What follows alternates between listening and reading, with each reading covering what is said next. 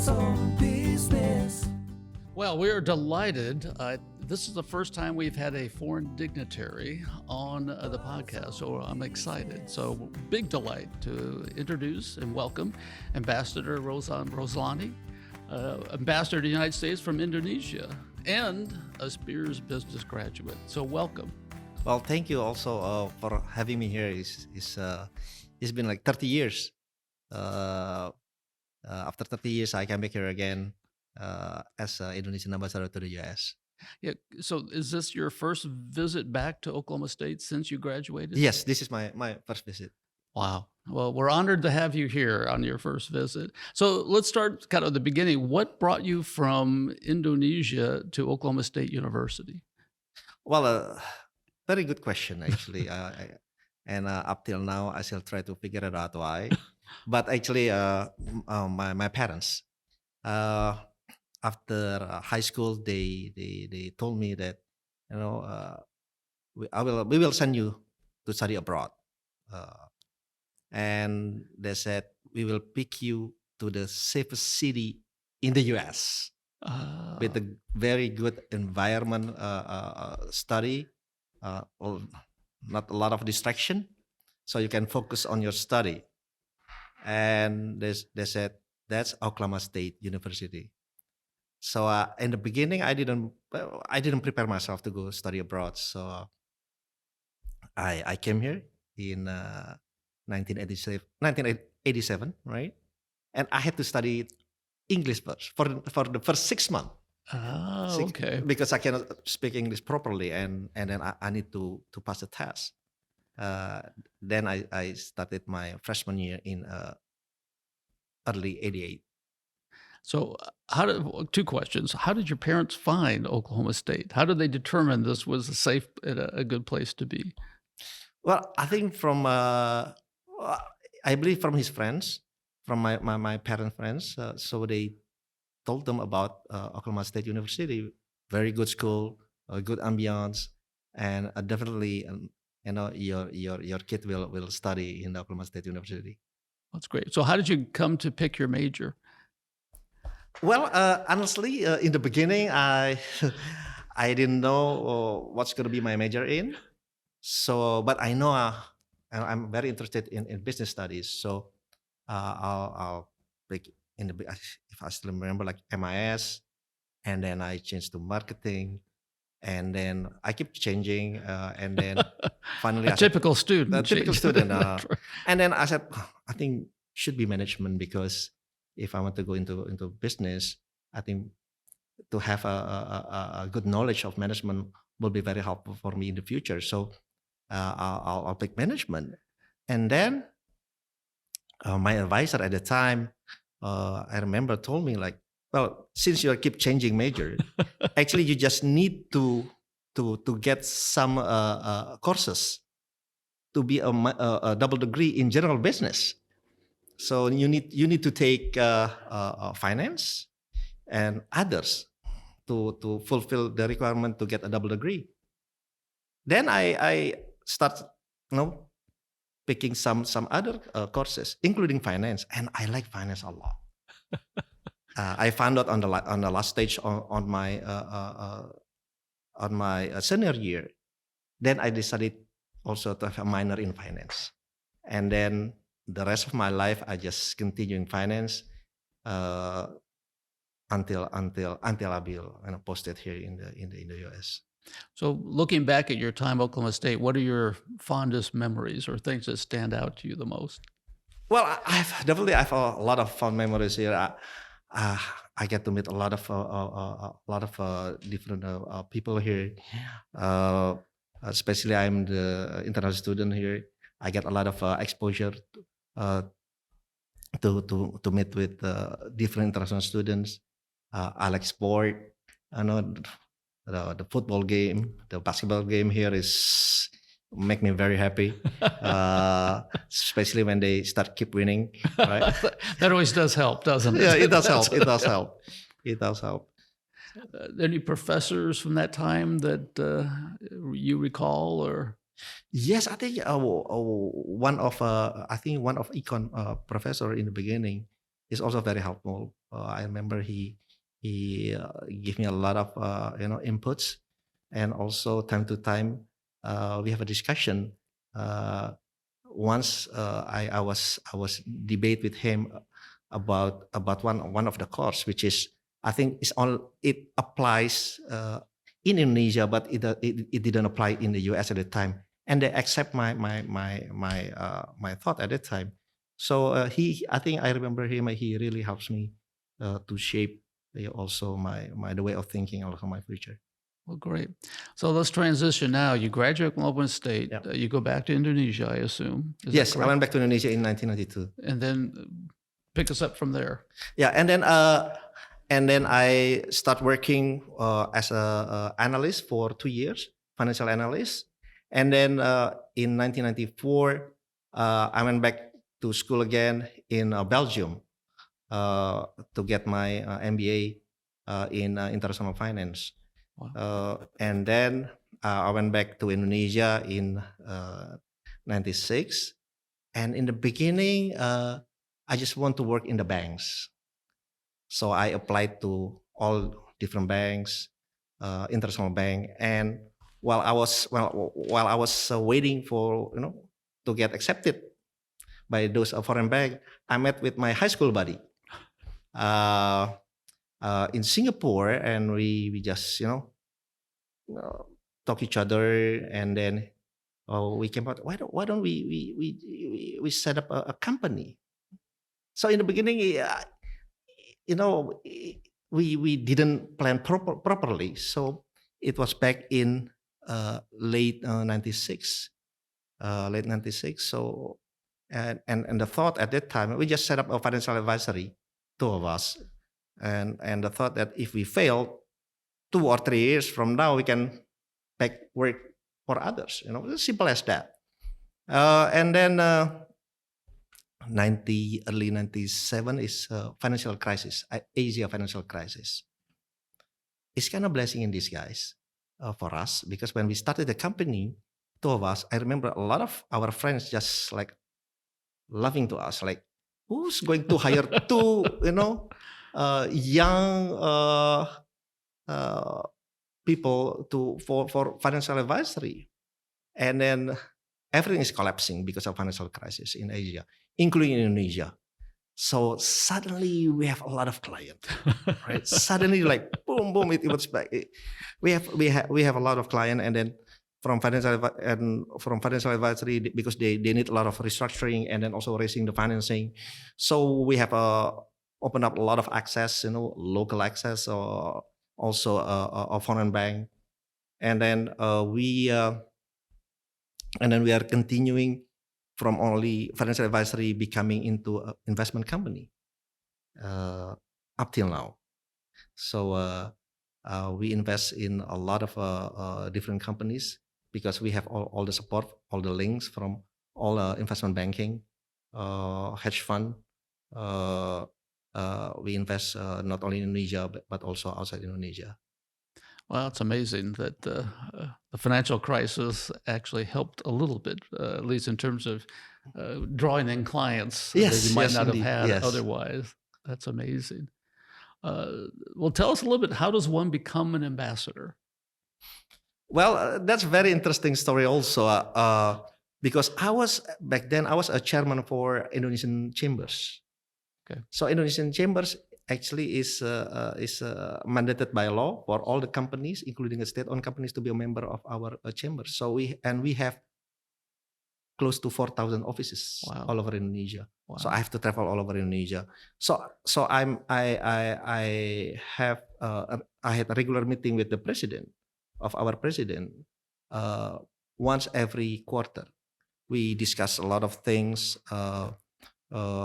economic, finance, businesses.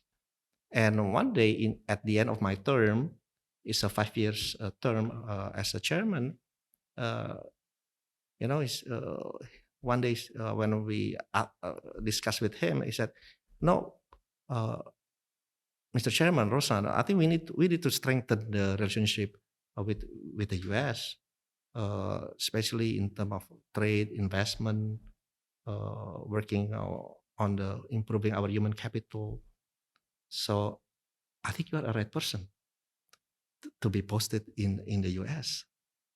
So, well, when the president told you that, definitely you say, I'll be honored, Mr. President, to be posted as a Indonesian ambassador to the US.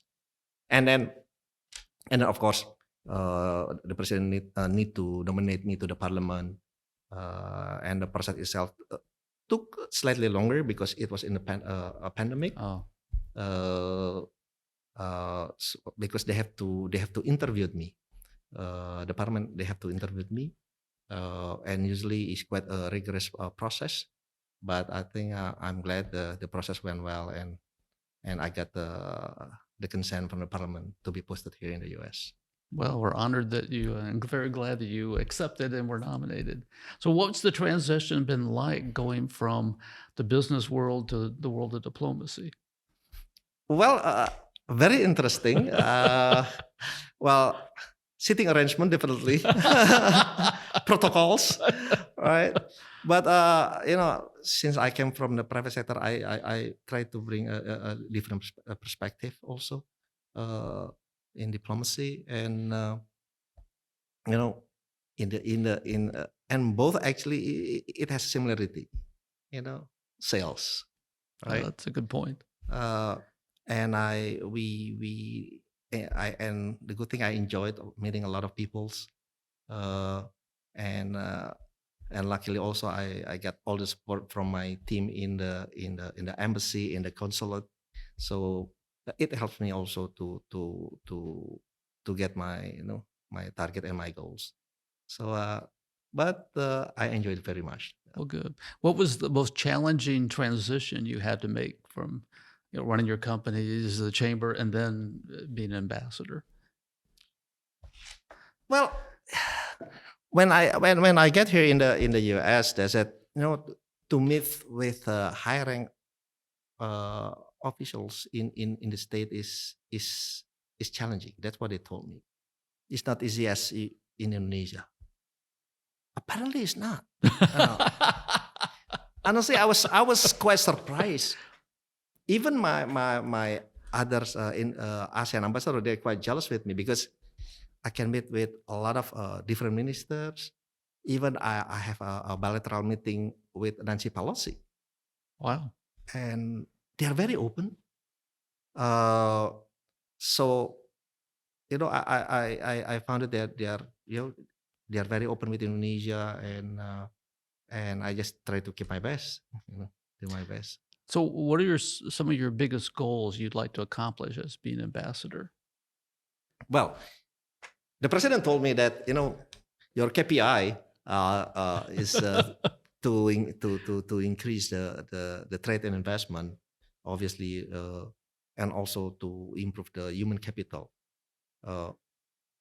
And on the trade side, I think we have a ambitious target to have like 60 billion two-way trade in 2024, 2 years from now. Currently, we are still at 37 billion, but it's already increased about 36% compared to last year. On also in the investment side, we increased more than 74%. Now currently about 2.4 billion US dollars. So US is now is the second largest trading partner for Wow. Indonesia, and the fourth largest foreign direct investment to Indonesia. So So we can tell the president you're doing a great job. That's what. well, I think so. But on the human capital side, I've been also talking with a lot of different companies because Indonesia, we have 270 million people, more than 270 million people, and with the people with the background of college and education from our labor force is only 12 to 13%. Hmm. So, and we also know we cannot put everybody's into college. So we need to improve our vocational training and education also.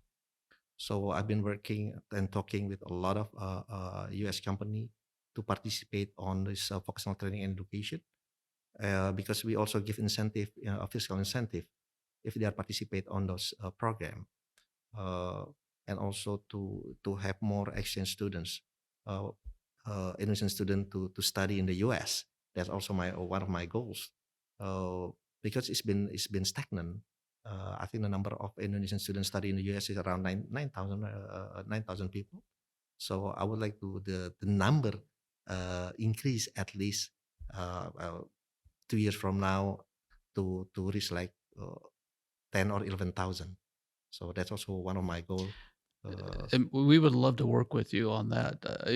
I saw a statistic that probably 10, 15 years ago, we had almost 200 Indonesian students. Now we're down to like 3 or 4.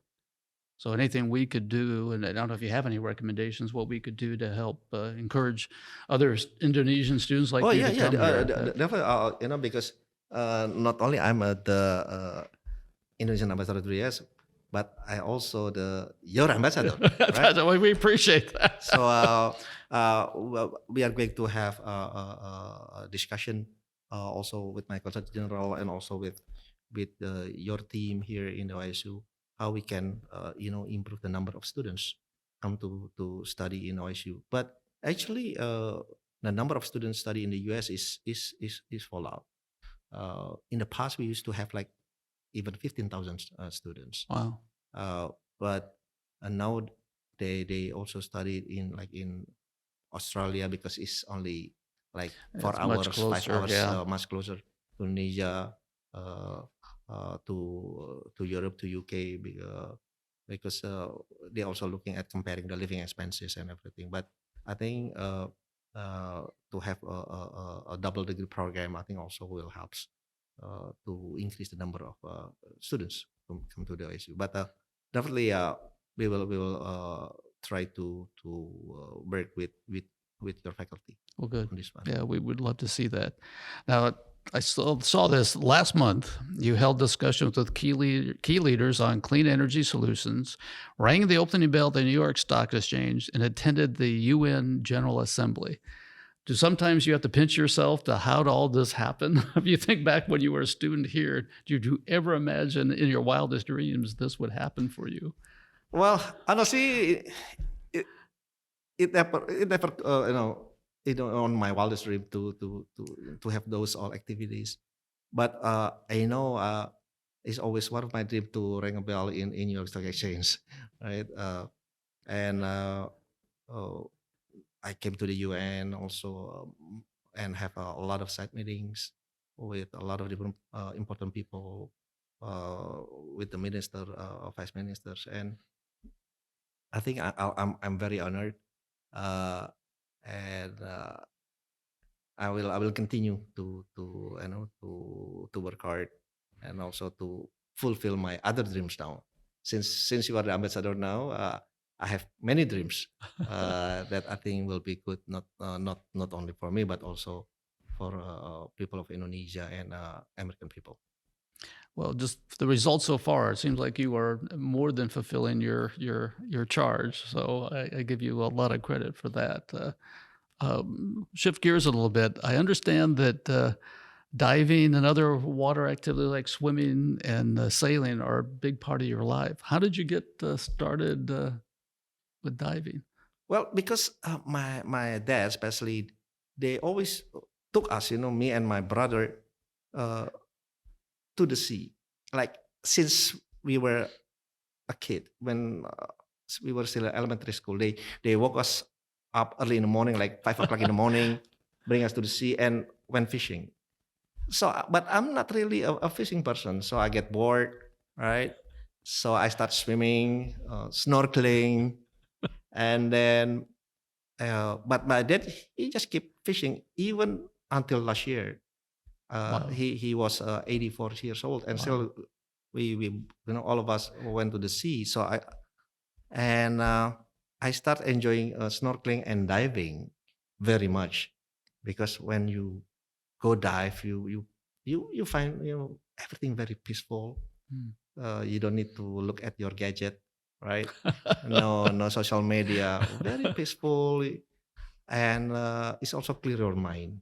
So that's why, and you appreciate a lot of good thing in life. I mean, that's what I call it, me time in diving, and especially in Indonesia. we have a lot of excellent diving spot. Oh, I can only imagine. Yeah. Yes. Probably a little harder than in Washington D.C. to do Yeah. some diving.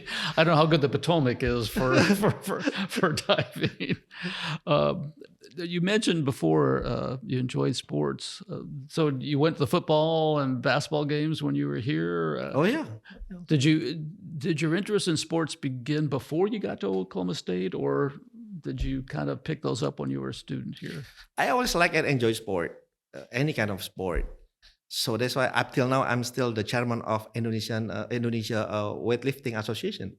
Really? Yeah, Wow. I'm not a weightlifter, but I've been a chairman for the past 6 years, Wow. and also the chief the mission for Olympic in Tokyo back in 2021, and also have some interesting encounter and journey.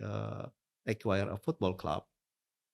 This Inter Milan. Inter Milan with my friend Eric Thohir, and also acquire DC United football club. Wow. Yeah. So there's a time you enjoy when you're buying. There's also a time you enjoy when you're selling the club. The two happiest The moments, two happiest right? moments in having a football club. That's I mean, right. a soccer club. Oh, that's funny. So, how did you get involved with the purchasing? Was that a difficult thing to? No, well, in the beginning, me and my friend, well, actually, my friend he got offered to purchase a DC United, and then at one time, I remember we were in Jakarta, and he said, "Rosan, let's have a lunch." I said, "Okay." So, and he said, "I got the offer to buy Inter Milan," and he said, but Inter Milan is, it's Inter Milan that we I think it's very hard for us to get this football club. And me as a investment and finance guy, I just want to know the books of Inter Milan, right? I was like, how about let me take a look. Let's sign the NDA, and then let me send my team and let's take a look. I said, really? Yeah. Because I really want to know about how they make money, and everything. Not really about the football itself, but other things. So I sent my team to Milan. We start at the time negotiated, and then I came to Milan to meet with the previous owner at the time, and the negotiation is very tough. Actually, it's very, very tough. But since I did this for the past 20 years, so I knew that we can secure this deal. So, but it's quite a tough process. It's not easy when you negotiate with Italian. But finally we agree, and then we purchased the club back in 2000. I believe 2013. But we sold the club already. We sold it to already the club in 2018, 2019. My youngest son's a big soccer fan. He played it, so he's educated me. And I think for most Americans, we don't fully appreciate how huge football or soccer is globally. I mean, just the passion people have for it. It's amazing, to be honest. I Oh mean, yeah, I enjoyed the time when we had a club. I enjoyed very much because when I came to Milan, when I buy something in the store, they know me as a co-owner of the club. They give me a big discount. I can get into any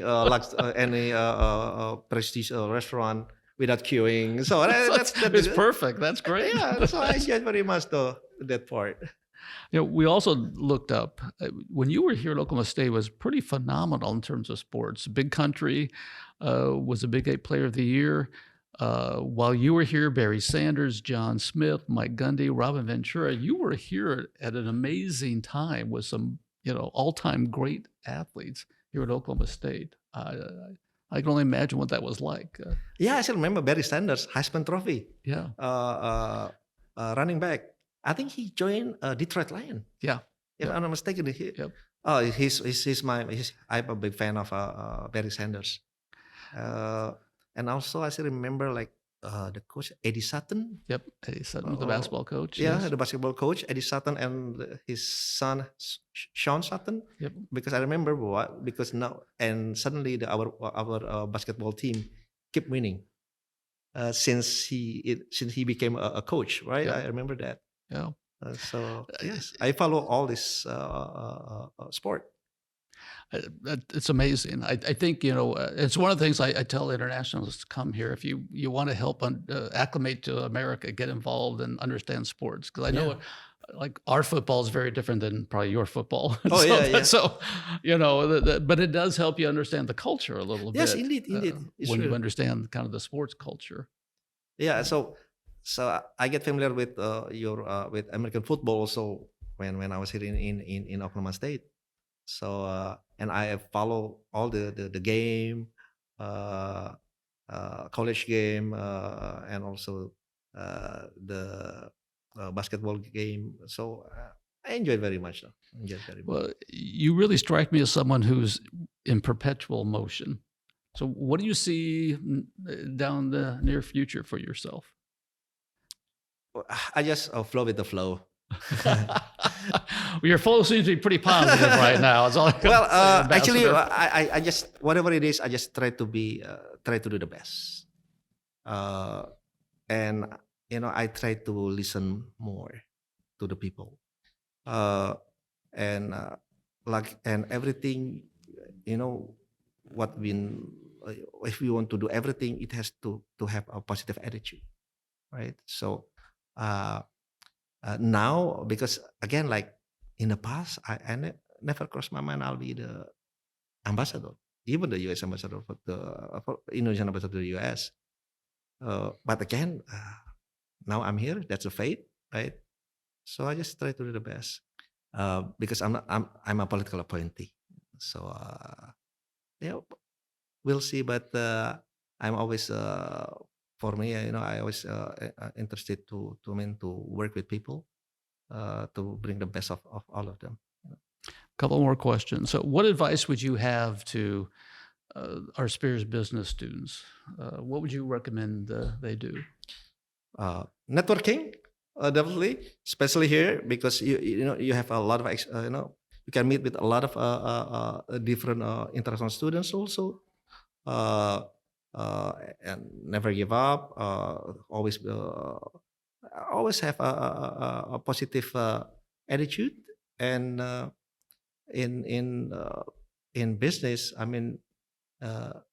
When I mean, when they look at me, they said, Rosan, you're doing, pretty well, very good. I said like, yeah, but you have to look at me like 25 years ago. I was like struggling big time, but you have to keep moving forward, right? They said, if you fail 10 times, you have to get up 11 times, right? And you have to be committed. You have to be focused. And networking, I think it plays a very important role. So also helped me a lot when to grow my business, and now also to improve my skills and knowing a lot of people. So I think also very helpful. Very good advice. Okay, last question. You have 3 children, as I understand. Any chance we'll see them in orange someday in the future? So, Well, actually, I bring 2 of my kids here to OSU. I'm happy to try to influence them. So let me So know. we'll never know. Maybe one day they will wear a orange shirt, but because I know I got very good education here, a lot of very good memories, and because of the ASU, Oklahoma State University, I'm here as Indonesian ambassador to the U.S., and then I'm very grateful. Well, thank you. Ambassador Roslani, it's just been an honor and a privilege speaking with you. I really enjoyed it, and so glad to have you here, and we hope you enjoy the rest of your visit here. Thank you also for having me here, and I will bring my kid to the game also All tomorrow right, perfect. to have the spirit of Cowboys. Good, great. Thank you very much. Okay, thank you very much, Dean.